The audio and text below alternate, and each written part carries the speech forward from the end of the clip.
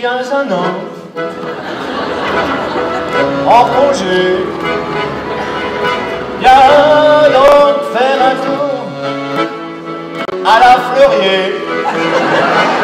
Tu verras, il y a tout un tas de vacanciers qui sont venus là pour se marrer pendant 3 jours. Si tu viens à Londres, viens les retrouver. Ils ont tout un tas de belles histoires à nous raconter.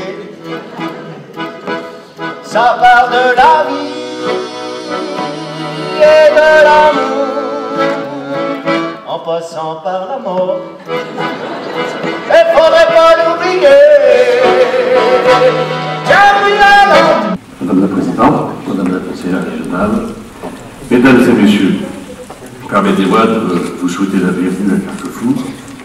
Les personnes en fin de vie souffrent souvent, moralement et psychologiquement. C'est pas à vous que je vais l'apprendre. Et que je crois que par vos actions, votre présence, les échanges, l'écoute, vous apportez certainement un soulagement psychologique. Et j'irai même un peu plus loin. Pour ceux qui en plus souffrent physiquement, cet instant de soulagement psychologique engendre forcément, pour un peu de temps, une atténuation de la souffrance physique. Et je tenais tout particulièrement à vous en féliciter et à vous faire part, et à tous les membres, de mon admiration profonde, de vous faire part de mes encouragements, et je vais vous souhaiter un excellent congrès à Carquefou. Bon vent!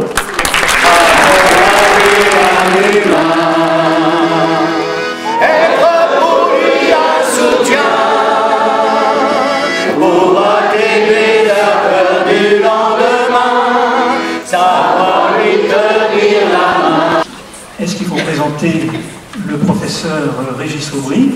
Oui, il est nouvellement professeur, et c'est d'ailleurs une grande nouvelle que de voir enfin l'université reconnaître un début de spécialisation. Il n'y a pas encore de chaire, de sympa de société, ça n'est pas rien. Et surtout, je dirais, le responsable, le président de l'Observatoire national de fin de vie, qui est un dispositif extrêmement important, stratégiquement important.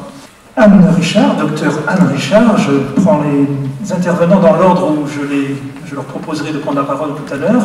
Docteur Anne Richard est la présidente actuelle de la Société française d'accompagnement et de soins palliatifs.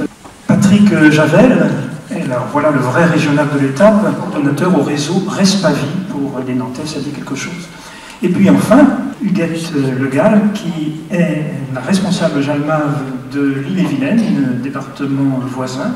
Le thème, c'est donc l'accès aux soins palliatifs et à l'accompagnement. Ce sont donc deux concepts à différencier, même s'il faut les articuler. Professeur Régis Aubry, la parole est à vous.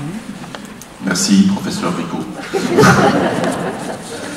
Nous avons la chance d'avoir un 3e plan de développement des soins palliatifs. Ce 3e plan, qui court entre 2008 et 2012, poursuit un objectif qu'il n'atteindra pas en 2012, mais cet objectif, il est de faire en sorte que la culture palliative et la culture de l'accompagnement soient intégrées, d'une part, dans la pratique des professionnels de santé, et d'autre part, soient mieux connues et investies par le grand public. Et pour atteindre cet objectif, ou tendre vers cet objectif, on a pensé que 3 leviers devaient être actionnés. Un levier qui concerne l'organisation des soins palliatifs et de l'accompagnement dans les établissements de santé, les établissements médico-sociaux, le champ du domicile. Un 2e levier qui est celui de la formation et de la recherche. Et puis un 3e levier qui est tourné vers les personnes, les proches. Et j'en parlerai un peu rapidement. Alors où est-ce qu'on en est? Il serait difficile, à mon avis, de fanfaronner, tant, me semble-t-il, l'avenir est marqué par des incertitudes. Dans un contexte économique extrêmement contraint, par une difficulté à maintenir la thématique des soins palliatifs et de l'accompagnement au devant d'une scène ou d'une réflexion dans le champ de la santé où chacun espère pouvoir développer sa propre thématique. Aujourd'hui, globalement, on atteindra le chiffre de 6 000 lits de soins palliatifs en France, ce qui est quand même un progrès, mais en soi, je suis toujours embêté de parler uniquement de chiffres parce que c'est ce qui se passe derrière les chiffres qui nous intéressent plutôt que les chiffres. Mais néanmoins, c'est important. Par exemple, un autre chiffre qu'il faut que je vous dise, c'est que cette année, a priori, au mois d'avril ou mai, tous les CHU de France seront dotés d'une unité de soins palliatifs. Ce programme impose que se développent les soins palliatifs là où se situent les personnes qui sont requérantes des soins palliatifs. Je ne dis pas que ça va être facile, mais à partir du moment où c'est une inscription politique, c'est quelque chose d'important. Les soins palliatifs dans les établissements médico-sociaux, ce sont les établissements d'hébergement pour personnes âgées dépendantes, les établissements pour personnes enfants ou adultes handicapés, les soins palliatifs, si possible à domicile. Il y a des avancées, peut-être que je vous en reparlerai aussi, pour développer les soins palliatifs au domicile. Je viens d'avoir confirmation de nouveaux actes qui vont être reconnus par l'assurance maladie pour les infirmières en matière de soins palliatifs, et donc ça c'est quelque chose qui, à mon avis, est extrêmement important. Un message fort qu'il y a dans ce programme de développement des soins palliatifs, c'est que le soin est unique. Il est catastrophique de scinder le soin en un temps qui serait curatif et un temps qui serait palliatif. La recherche devrait, là aussi, dans les 10 ans qui viennent, à mon avis, se développer, et c'est parce que la recherche peut être féconde que la culture pourra s'ancrer un petit peu plus dans le champ des acteurs de soins palliatifs.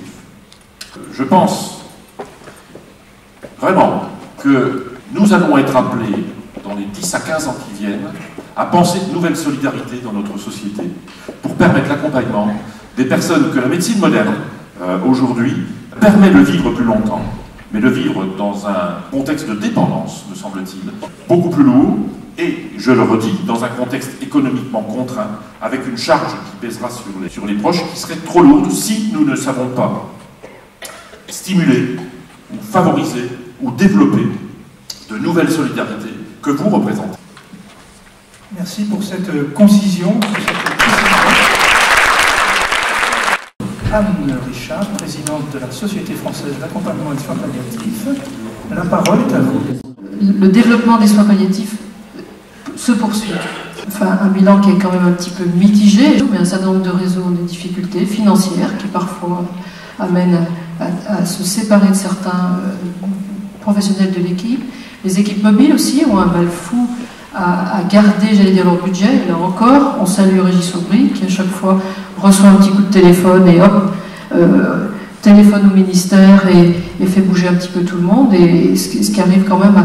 Bon, tout n'est pas acquis d'avance. Il y a tout ce qui est information du grand public. Le grand public connaît bien mal les soins palliatifs d'une part et la loi d'autre part.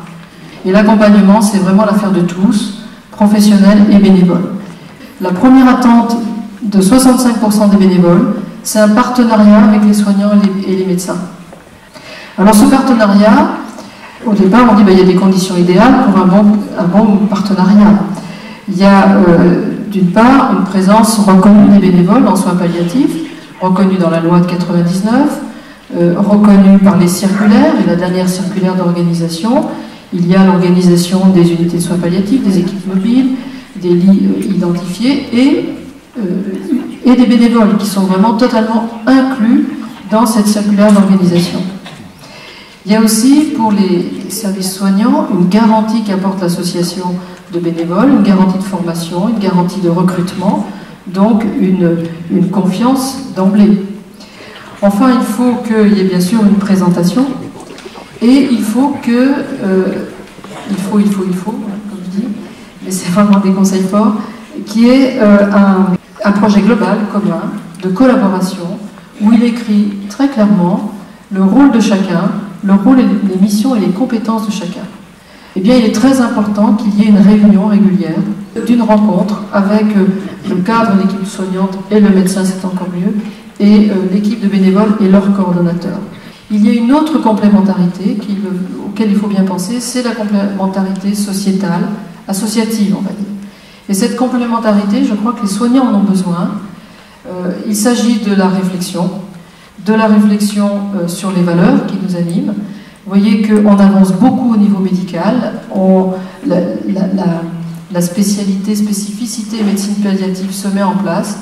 Je crois qu'on a beaucoup besoin des bénévoles pour être peut-être, alors vous allez être le poil à gratter, j'ai entendu, mais je crois que c'est ça, je crois qu'il le faut, pour que les médecins, les soignants ne s'embarquent pas trop quand même dans notre technicité, notre côté scientifique, et que les bénévoles, c'est vous qui avez lancé le mouvement des soins palliatifs dans les années 70, et je crois qu'il faut que vous restiez un petit peu cette veille, cette alerte à propos des valeurs, à propos de ce regard du malade que l'on défend, un regard autre que celui que l'on a au niveau médical, parfois un peu trop scientifique. Voilà ce que je voulais dire. Je voulais juste te rappeler ce que le professeur Scherrer nous conseille tout. Vous savez que le professeur Scherrer est notre président fondateur ici, et ce qu'il conseille toujours, c'est l'action, mais qui est toujours suivie de la réflexion.